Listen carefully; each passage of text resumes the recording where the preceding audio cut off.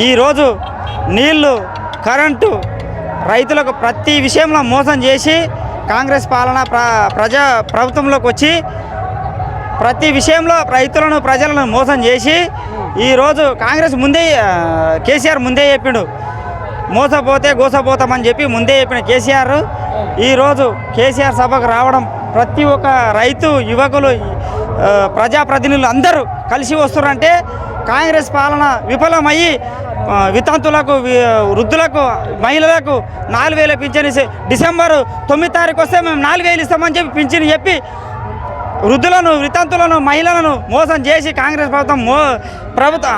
ప్రభుత్వంలోకి వచ్చి మోసం చేసి 15 నెలలు అవుతుంది అధికారంలోకి వచ్చిన కాంగ్రెస్ పార్టీ.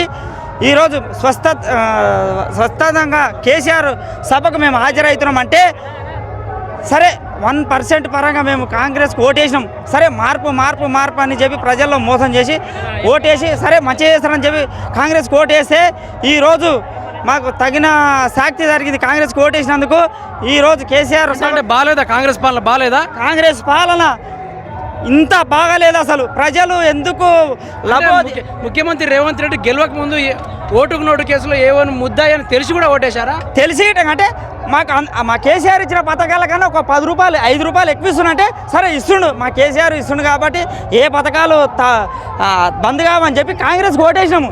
కాంగ్రెస్కి ఓటేస్తే ఈరోజు కాంగ్రెస్ ప్రభుత్వము మమ్మల్ని నెట్టేట ముంచేసి మా కేసీఆర్ చెప్పాడు 10 నిమిషాలకి ఆగుతలేదు కరెంటు. ప్రతి ఊళ్ళో, ప్రతి విలేజ్లో తెలంగాణ మొత్తం కరెంటు పోతుందంటే 24 గంటల కరెంటు ఇచ్చిన ఘనత ఎవరంటే కేసీఆర్ ఇచ్చిన పథకము అమలు చేసినంటే ఎవరు? ఫస్ట్ చెప్పండి కేసీఆర్.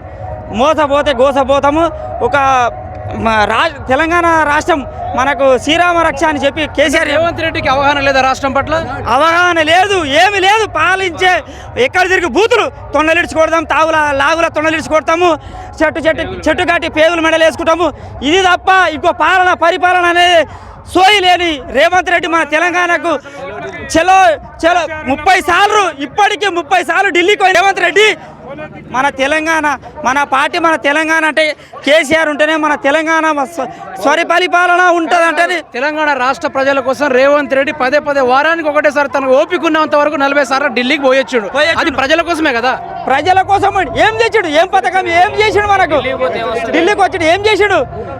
నాకు ఏంది ప్రభుత్వంలోకి వచ్చినాక అవేమిటి గిన్నెలు ఉన్నాయి, అవేంటి లంకె బిందెలు ఉన్నాయి, అవి ఉన్నాయి, ఇవి ఉన్నాయని అనుకున్నాడు. అంటే లంకె బిందెలు ఉంటాయి. పాలించే నాయకుడు ప్రజల కోసము పాలించే నాయకుడు ఎట్లా చేయాలా, ఏం చేయాలి? లంకె బిందెలు ఉన్నాయిగా రాష్ట్రంలో. మనం పరిపాలించాలనుకున్నప్పుడు ఏం చేయాలి? ప్రజల కోసం పెట్టుబడులు రావాలి, వేరే దేశాల నుంచి పెట్టుబడులు రావాలి. మన తెలంగాణ మన కేటీఆర్ ఎంత పరిపాలన చేసిండు, కేసీఆర్ ఎంత పరిపాలన. అవగాహన ఉన్న నాయకులు పాలిస్తేనే తెలంగాణ ముందుకు వెళ్తుంది. అవగాహన లేని నాయకులు పరిపాలిస్తే ఏమీ లేని పరిపాలన అంటే అడక తినే పాలన అయిపోతుంది. ఇంకొక 5 ఏళ్ళులా మనం అడక తింటాము తెలంగాణ మొత్తం. పాత ఇంద్రమ రోజులు తెచ్చిన రేవంత్ రెడ్డి మళ్ళా రావద్దు అంటే కేసీఆర్ మన శ్రీరామ రక్ష తెలంగాణకు తెచ్చుకుంటారా? కేసీఆర్ పక్కా తెచ్చుకుంటాం.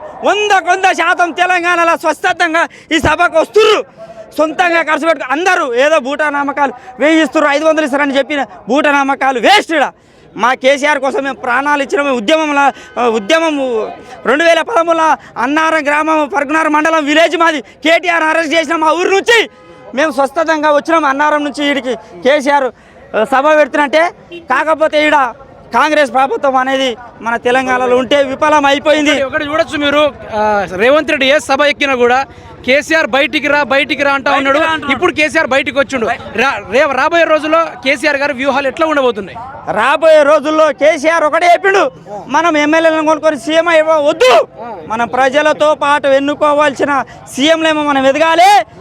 ఇంకొక 20 ఏళ్ళు కేసీఆర్ ప్రభుత్వం ఉండబోతుంది. 5 ఏళ్ళు 3 ఏళ్ళు ఇంకా ఓపిక పడితే కేసీఆర్ ప్రభుత్వం రాబోతుంది. ఆ ప్రభుత్వానికి ఇంకా 20 సంవత్సరాలు కేసీఆర్ ప్రభుత్వం మీద ఉండబోతుంది.